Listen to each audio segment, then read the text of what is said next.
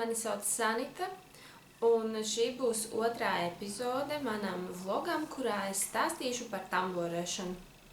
Tā kā ir divas tādas galvenās lietas, ar kurām es brīvajos brīžos nodarbojos, tā ir adīšana un otra lieta ir tamborēšana, tad pirmās divas epizodes es veltīšu šīm te divām lietām.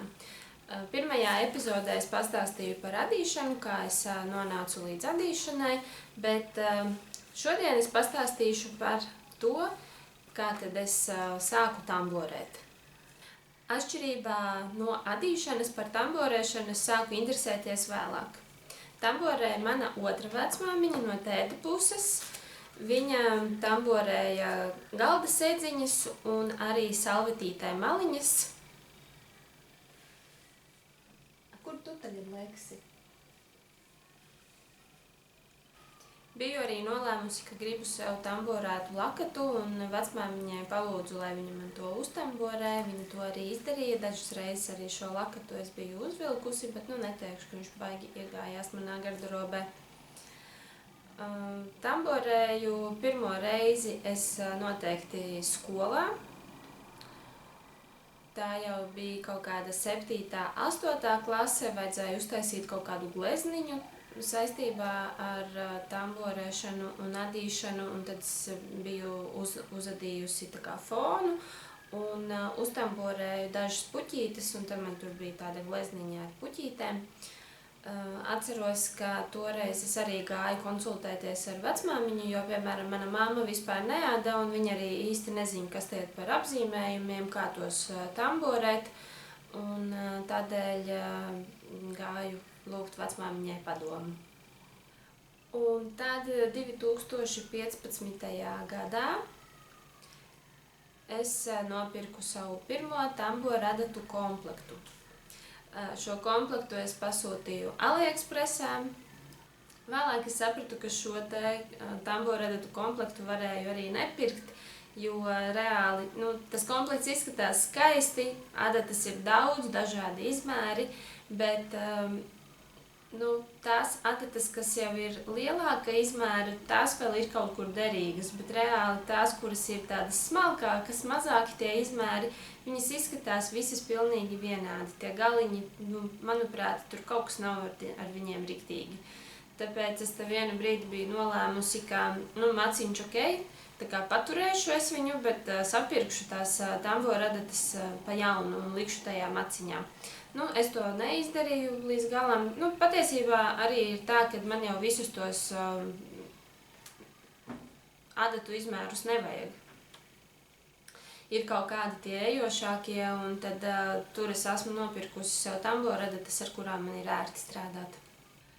Tad, kad es sāku tamborēt, tad principā es tās visas savas iemaņas un visu šo te, kā pateikt, savu tamborēšanu es noslīpēju ar sedziņām.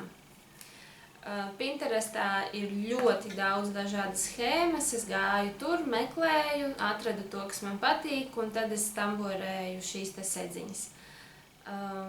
Negāja sākumā viegli, jo atkal nebija īsti kam paprasīt padomu, kurš diegs ir labāks, kādu labāk tur pirkt. Tāpēc tas ceļš, kamēr es atradu to īsto diegu, ar kuru man patīk tamborēt sedziņas, bija diezgan garš, bet es to atradu, un tas ir Madame Tricot Maxi kokvilnas diegs. Un lielākā sedziņa, kuru es esmu uztamborējusi diametrā, ir 106 centimetri. Šo te sedziņu es uzdāvināju savai vecmāmiņai, viņai bija liels ēdamgalds, un tad vidū stāvēja šī te sedziņa. Pašlaik man mājās nav daudz tamborētu sedziņu, bet dažas ir paņēmušās līdzi, un viena no tām ir melnā krāsā, un tad to es esmu nolikusi tagad uz mūsu mājas ēdamgalda. Tā gan nav liela, bet pieskaņota mūsu interjeram. Savā Instagram kontā es parasti dalījos ar saviem rokdarbiem, tāpēc es tagad tā viņu pāršķirstīju uz atpakaļ un skatījos, ko tad es tā īsti esmu tamborējusi. Par sedziņām es zināju, ka tās bija pirmās, ar kurām es sāku, bet tad tālāk izskatās, ka sekoja kaklarotas un rokas sprādzes, kuras tamborē no pērlītēm. Ar to es arī ļoti biju aizrāvusies, man ļoti patika. Tāpat kā ar sedziņām, Pinterestā ir pilns ar schēmām, ir tikai jāprot tās nolasīt. Un vēl arī problēma man bija ar to, ka es atkal nezināju, kurš diegs tad ir tāds labākais, ar kuru tamborēt, lai sanāktu tā kā šīs te rokas sprādzes tādas blīvas un tas raksts veidotos skaisti. Bet arī to es galu galā atradu un viss man izdevās. Un tad pienāca laiks, kad es sāku pievērsties tamborētajām rotaļlietām. Uztamborējusi rotaļlietas esmu ļoti daudz. Sāku mācīties tās tamborēties no YouTube pamācībām, un tad bija tāds brīdis, kad krievu tamborētājs sāka veidot maratonus. Es piedalījos tajos, no tiem man tapa ļoti daudz dažādas rotaļlietas, un es ar to visu biju ļoti aizrāvusies. Tamborēt rotaļlietas man patīk no Alizē Cotton Gold un arī Alizē Bella. Tad, kad es uzzināju par astoņkājīšiem, tad arī tie mani ļoti aizrāva. Astoņkājīšus tamborēju no Alizē Bella. Tos es arī piedāvāju tamborēt uz pasūtījuma vienu laiku. Ar astoņkājīšiem man izgāja diezgan interesanti, jo es tos biju ielikusi pārdošanā arī savā Etsy veikaliņā. Es ik pa laikam saņēmu kādu pasūtījumu, bet tad vienu dienu es biju savā pamatdarbā, es strādāju mūzikas skolā, toreiz es strādāju Durbē mūzikas studijā, bet tāpat pasniedzu mūzikas teorētiskos priekšmetus bērniem, kuri mācās instrumentu spēlēt. Un stundas laikā man sāka nākt paziņojumi, viens pēc otra nāk paziņojumi, un es paskatos telefonā, un man no Etsy nāk šie te paziņojumi, ka cilvēki pērk astoņkājus, un es īsti nesaprotu, kas notiek, kāpēc tik nenormāli daudz pasūtījumu pēkšņi nāk, un es saprotu to, ka man ir jāaptur šis te viss pasākums savādāk, kā es paspēšu uztaisīt tik daudz astoņkājus. Un tad, kad beidzās nodarbība, es paskatījos Instagramā un ar manu astoņkājīti bija dalījusies viena blogere no Anglijas. Viņai bija daudz sekotāji un šie sekotāji panesās uz šo manu astoņkājīti un viņi tajā Etsy veikaliņā manā sāka pirkt tos astoņkājus. Un es pat tad, kad apturēju šo pārdošanu, man daži rakstīja, vai tiešām astoņkājīši ir beigušies, vai tiešām tos nevar pasūtīt, bet reāli nebija jau tā, ka man tie astoņkājīši stāvēja mājās veselu kaudzi, un es viņus varu nest tikai uz pastu un izsūtīt. Man tā kā toreiz darba bija diezgan daudz, bet es ar visu tiku galā. Un neatceros kopumā, cik daudz man viņi tika pasūtīti, bet katrā gadījumā Etsy veikaliņā mani pirkumi sasniedza jau 50 pirkumu to robežu, bet tas bija tās kopējais skaits, man tur ik pa laikam pasūtīja arī kaut kādas citas lietas. Bet tas bija tikai tāds viens bums, kad tos astoņkājīšus visiem pēkšņi savaidzējās, un tad jau viss norimās, un vairāk man tur neviens neko tādiši daudz nesūtīja. Bet tā bija tāda interesanta pieredze, un es sapratu, ko nozīmē tas, kad kāds ietekmīgāks Instagrameris tevi iesaka, un kad ir cilvēki, kuri panesās uz to un sāk pirkt tavu preci. Pirms astoņkājīšiem es vēl tepat Latvijā piedāvāju tamborētus knupīšu turētājus. Es tur arī biju iemācījusies tamborēt visādas cakiņas, tad es aptamborēju koka bumbiņas. Un cilvēki labprāt pirka šos te knupīšu turētājus, bet arī tad kaut kā tas viss beidzās. Es nezinu, varbūt atceraties, ka bija tāds laiks, kad parādījās tāda grupa, kas aicināja testēt savus tamborējumus un arī adījumus, ja tie bija saistīti tur ar rotaļlietām, īpaši ar knupīšu turētājiem, lai varētu pielikt to CE marķējumu. un cilvēki zinātu, ka tas ir pārbaudīts un drošs produkts. Sākumā man likās, ka kāpēc ir jāsarežģīja dzīve, un, piemēram, par tiem 8-kājīšiem, man tā kā liekas, diezgan neiespējami, ka tas bērns tur var tajā tausteklī nožņaukties, bet, labi, es pieļauju, ka dzīvē var gadīties visādi, un tagad arī Sirds siltuma darbnīcai ir tas jaunais apraksts, cik jauns viņš arī vairs nav tik gluži jauns, pirms pāris gadiem jau parādījās, un tur ir tas taustekļa garums noteikts, ka izstieptā veidā tas var būt 14 cm, ja nemaldos. Maniem 8-kājīšiem nebija 14 cm, tur bija daudz vairāk. Un vēl viņi ļoti aicināja pārbaudīt tieši knupīšu turētājus. Es arī saprotu, protams, knupīšu turētājiem ir ļoti daudz smalku detaļu, un tas ir bīstami, ja knupīšu turētājs pēkšņi pārplīst. Man bija viens tāds gadījums, kad mamma uzrakstīja, ka tas knupīšu turētājs ir saplīsis un tās bumbiņas ir pa to ratu maisus izbirušas, bet viss veiksmīgi, mamma to laicīgi pamanīja, nekas slikts nenotika. Bet patiesībā tā ir, kad īpaši uz tiem knupīšu turētājiem tā ir ļoti liela atbildība, ka tu viņus uztaisi un dod tiem mazajiem bērniem. Bet tad arī kaut kā tie, manis tie veidotie knupīšu turētāji vairs netika baigi bieži pirkti, un tad es paliku arī stāvoklī, es aiztaisīju to Etsy veikaliņu un vispār visu savu to saimniecisko darbību. Un pēc dekrēta es vairāk neesmu tamborējusi knupīšu turētājus. Mana meita knupīti vispār pati nelietoja, tāpēc es arī savam bērnam šos knupīšu turētājus neesmu taisījusi. Bet vispār interesanti, jo man šķiet, ka šī grupa noklusa, kas aicināja tos tamborējumus pārbaudīt un marķēt ar to CE zīmi. Manuprāt, es pastāstīju visu, ko es gribēju galvenokārt pateikt par tamborēšanu un kā man līdz šim ar to ir veicies. Tāpēc tagad es parādīšu, ko esmu uztamborējusi līdz šim šajā gadā. Pirmais, ko es šogad izdarīju, bija aktualizēju savu pirmo tamborēšanas aprakstu, kas bija zaķītis, dāvanu maisiņš, kurā iekšā var ielikt kinderolu. Šogad uztamborēju jaunu šo te zaķīti dzeltenā krāsā priekš savas meitas.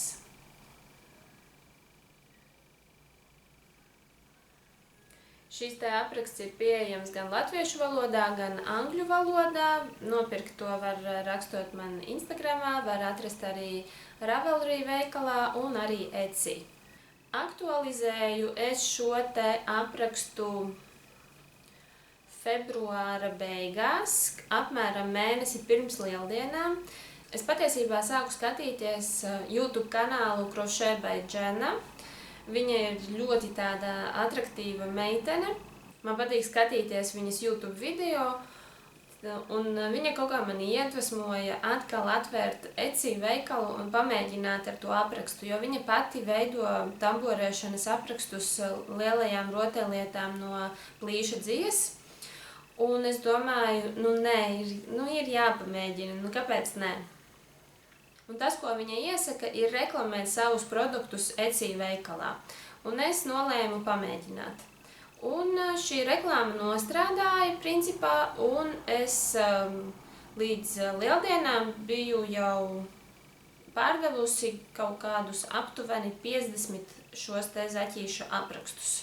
Protams, ka tā kā es atkal uzsāku visu no jauna, un daudz naudas aizgāja reklāmā, un nekādu baigo peļņu es neguvu, bet tomēr prieks ir par to, ka pirkumi palielinājās, es dabūju arī dažas atsauksmes. Galvenais jau ir tas, ka tie pirkumi aug, un arī nāk kāda atsauksme, un tad tie jaunie klienti jutīsies drošāk pie tevis kaut ko pirkt, un tad varbūt kaut kad nākotnē pirkumi vēl turpinās augt. Nākamais, ko es uztamborēju, bija šie saldējumi.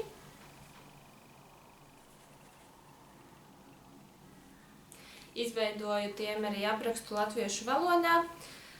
Atsaucību neguvu, bet labi, nekas, arī tā ir pieredze. Angļu valodā šo aprakstu netulkošu, lai paliek kā ir. Es no vienas puses arī tā kā saprotu, kāpēc tas tā varētu būt, bet, lai paliek. Tad sekoja nedaudz tāds oriģinālāks apraksts, manuprāt, kas bija saldējuma zaķis.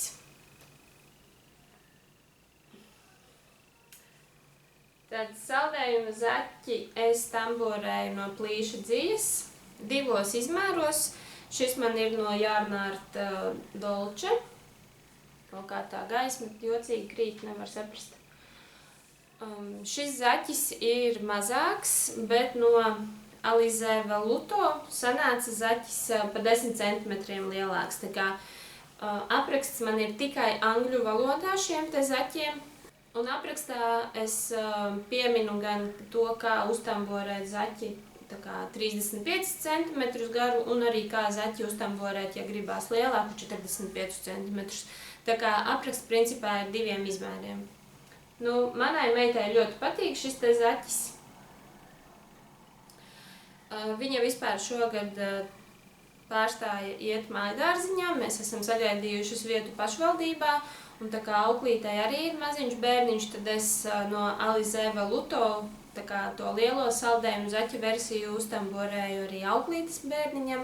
Viņai ir dēls, un tad es šo te banti noliku šeit, un tad sanāca tāds puisīšu variants.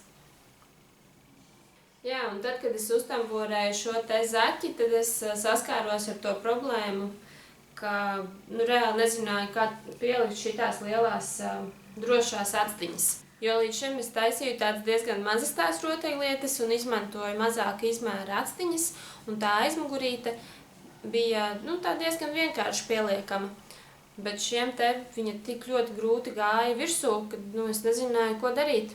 Un tad es arī YouTubā atradu, ka tā aizmugurīte ir jāieliek uz 2 minūtēm karstā ūdenī, tad viņa paliek nedaudz tāda mīkstāka, bet ne jau tā izteikti mīkstāka, bet ziniet, kā jau plasmasu, kad ieliek siltā ūdenī, tad viņš pamainās. Un tad viņu ir vieglāk uzlikt virsū. Šis apraksts ir pieejams manā Etsy veikaliņā. Un vēl viena mantiņa, ko es esmu uztamborējusi šogad savai meitai, ir šis te bruņurupucis.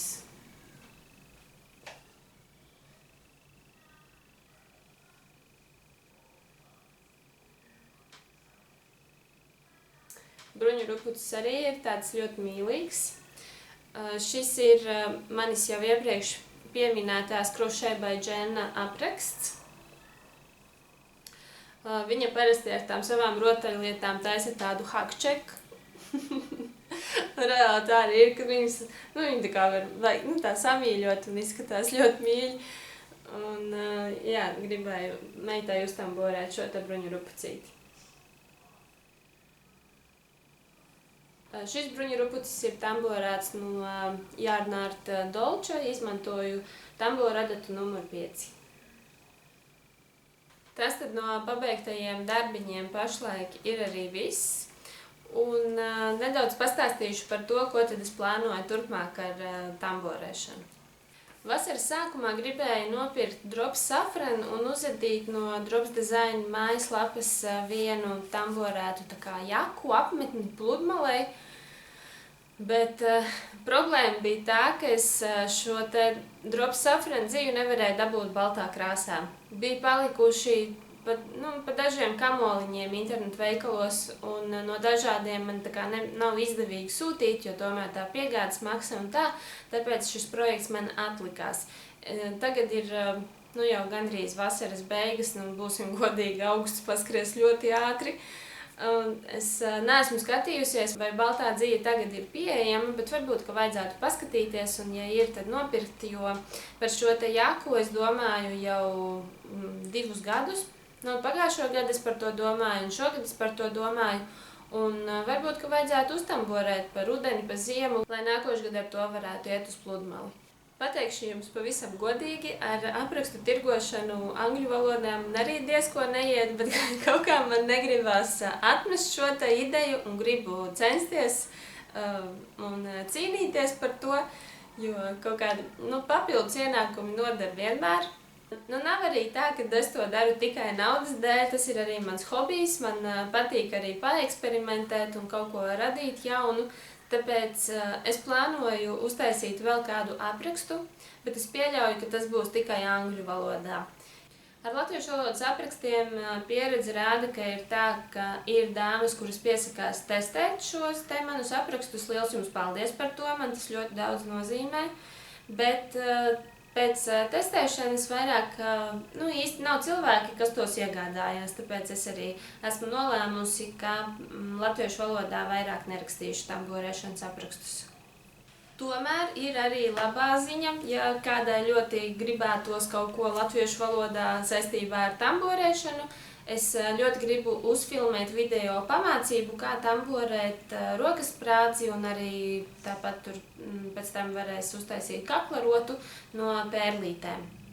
Par to es arī domāju jau ilgu laiku, un es ceru, ka tad, kad meita sāks iet atkal dārziņā, jo pašlaik vasarā viņa dzīvojas kopā ar mani mājās, tad man būs vairāk laika un es varēšu šo te video pamācību uztaisīt. Šī video pamācība gan būs maksas, tomēr manā YouTube kanālā ir arī dažas lietas priekš tamborēšanas, ko jūs varat atrast bez maksas.